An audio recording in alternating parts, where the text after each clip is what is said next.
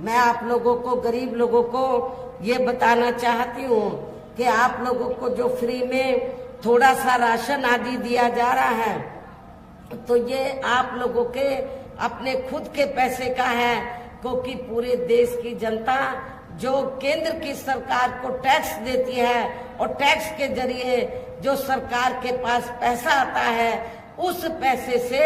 आपको मुफ्त में राशन दिया जाता है। इसलिए ये देन बीजेपी व आरएसएस की नहीं है, ये आप लोगों का पैसा है। आपके पैसे से ही आप लोगों को ये राशन आदि दिया जाता है। वैसे भी इनकी ये जटिल समस्या, गरीब लोगों की ये जटिल समस्या हर हाथ को काम देने से ही केवल दूर हो सकती है, जिसकी तरफ हमारी पार्टी की बनी सरकार विशेष ध्यान देगी। साथ ही देश में पिछले काफी वर्षों से आए दिन बढ़ रही गरीबी, बेरोजगारी व महंगाई आदि से भी जनता बहुत ज्यादा दुखी व परेशान है, जिसे भी आर्थिक नीतियों में तब्दीली करके जरूर दूर किया जाएगा।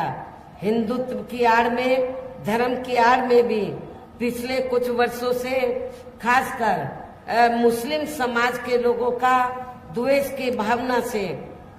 जो इनका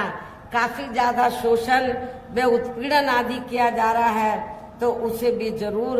रोका जाएगा। और ये सब हमने अपनी यूपी की रही सरकार में करके भी दिखाया है। आप लोगों को मालूम है कि जब उत्तर प्रदेश में जब भी बीएसपी के नेतृत्व में सरकार रही है, तो मेरी हुकूमत में कोई भी हिंदू मुस्लिम दंगा फिसाद नहीं हुआ है, अमन चैन का वातावरण कायम रहा है। इसके अलावा हमने यूपी में सर्व समाज में से गरीब एवं बेरोजगार लोगों को बेरोजगारी भत्ता आदि न देकर उन्हें बड़ी तादाद में रोटी रोजी के साधन भी उपलब्ध कराए हैं। जो अब ये कार्य भी अधिकांश ठंडे ही पड़े हैं, जिनको फिर केंद्र में बीएसपी की सरकार बनने पर प्राथमिकता दी जाएगी। कहने का तात्पर्य ये है कि देश में इस समय हो रहे लोकसभा चुनाव में विरोधी पार्टियों के जारी किए गए उनके हवाई व प्रलोभन भरे चुनावी घोषणा पत्रों आदि के बहकावे में अब यह खासकर देश के अति गरीबों, मजदूरों, बेरोजगारों एवं अन्य मेहनतकश लोगों को बिल्कुल भी नहीं आना है। और अब इन्हें ऐसी सभी विरोधी पार्टियों को हर हालत में केंद्र की सत्ता में आने से जरूर रोकना है, जिनकी कथनी व करनी में काफी अंतर रहा है तथा जिन्हें ये लोग वर्षों से आजमा भी चुके हैं। ऐसे में अब मेरा यही कहना है कि आप लोगों को अपने खुद के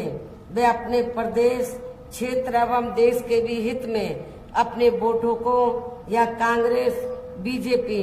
व अन्य विरोधी पार्टियों को न देकर केवल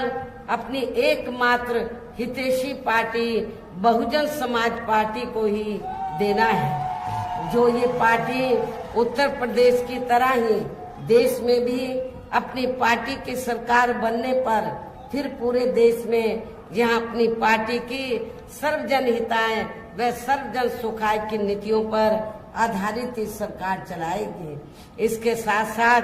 केंद्र से जुड़ी आपके क्षेत्र की जो भी यहाँ स्थानीय समस्याएं होंगी, तो उन्हें भी फिर दूर करने का हर संभव पूरा प्रयास किया जाएगा। साथ ही यहाँ गरीबों, मजदूरों, बेरोजगारों, कर्मचारियों, किसानों, छोटे व्यापारियों एवं अन्य मेहनतकश लोगों के हितों का भी विशेष ध्यान रखा जाएगा।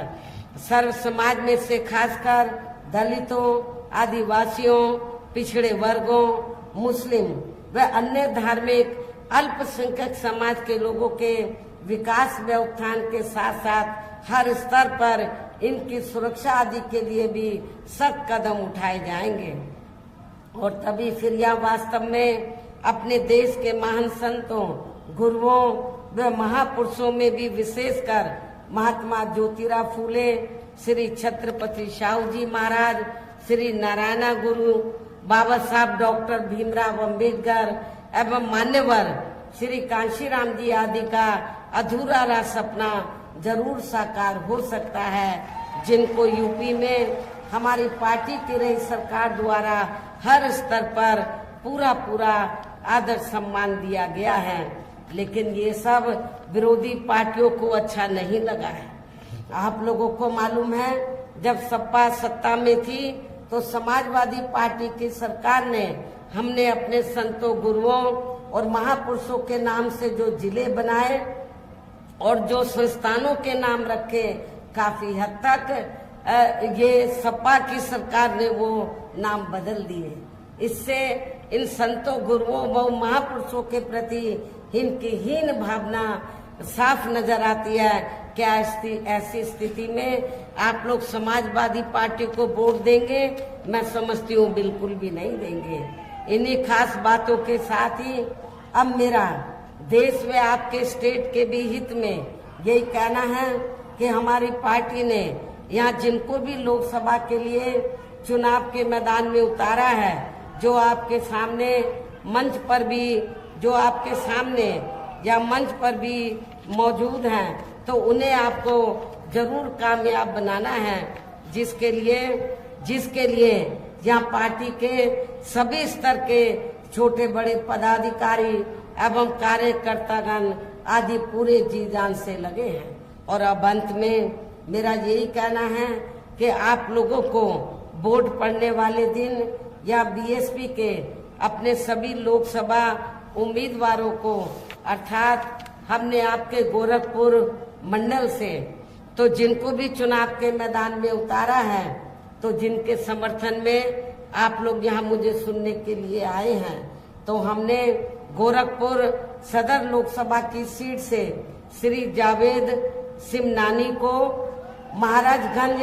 लोकसभा की सीट से मोहम्मद मौसम आलम को, बांसगांव सुरक्षित लोकसभा की सीट से डॉक्टर राम समुझ को, कुशीनगर लोकसभा की सीट से श्री शुभ नारायण चौहान को, देवरिया लोकसभा की सीट से श्री संदेश यादव उर्फ मिस्टर को हमने चुनाव के मैदान में उतारा है। तो मेरा आप लोगों से यही कहना है कि बहुजन समाज पार्टी के इन सभी प्रत्याशियों को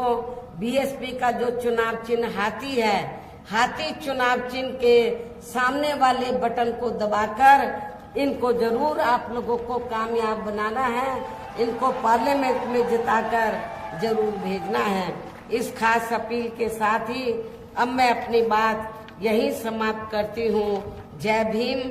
जय भारत।